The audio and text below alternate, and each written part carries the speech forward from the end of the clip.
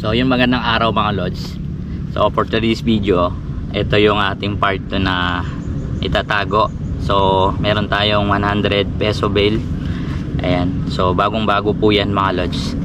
Yan, makikita nyo, bagong bago po yan. So wala pang gusot na kahit ano. Galing bangko ito mga lodi ko. So ngayon meron tayong dalawang sticker.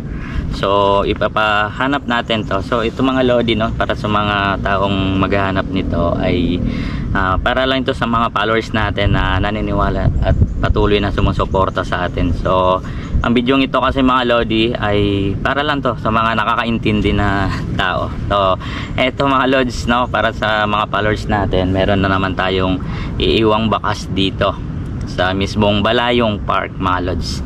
Ayan, sinabi ko na sa inyo, Balayong Park po ito mga lodi ko. So ngayon, so ipapakita ko rin dito sa dulo ng video na to kung saan yung location na pinagtaguan natin mga lods.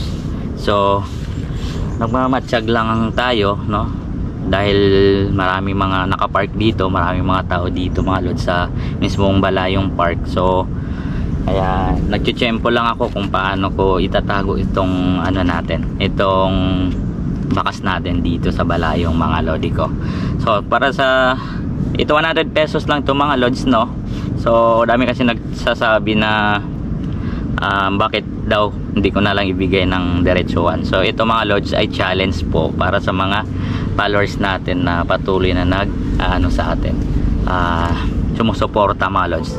Ito ay challenge lang para sa lahat ng mga nanonood sa atin, no.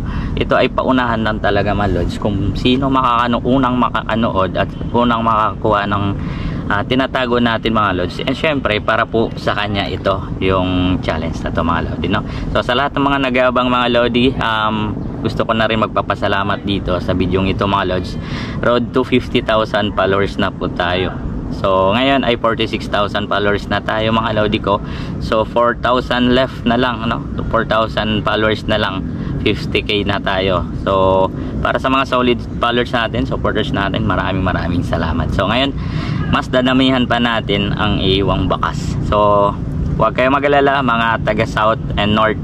So makakarating po tayo dyan. So for today mga lods, no, dito lang muna tayo sa puerto dahil medyo busy nga tayo sa trabaho natin. So ngayon tatago na natin tong bakas natin mga lodi ko. Ngayon may nakita akong bato dito sa may gilid ko. Ito, so dito natin siya ilalagay mga lods.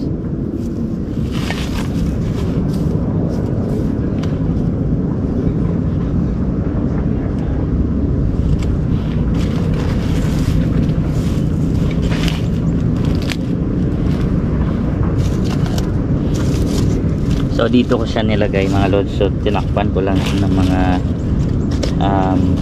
damo-damo para at least hindi siya masyadong pansinin at makita agad ng mga ng mga galinis dito.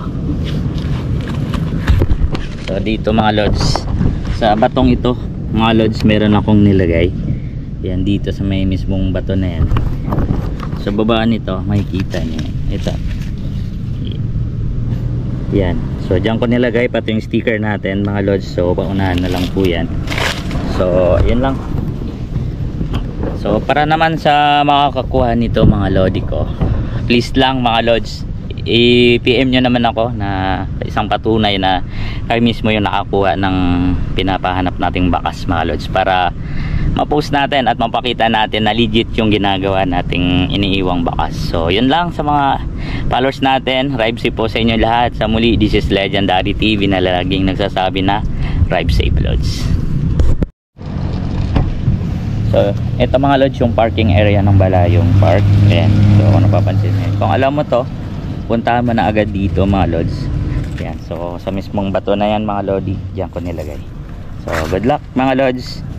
Ayan na yung location. Ayan, kayo nang bahala, paunahan na lang po.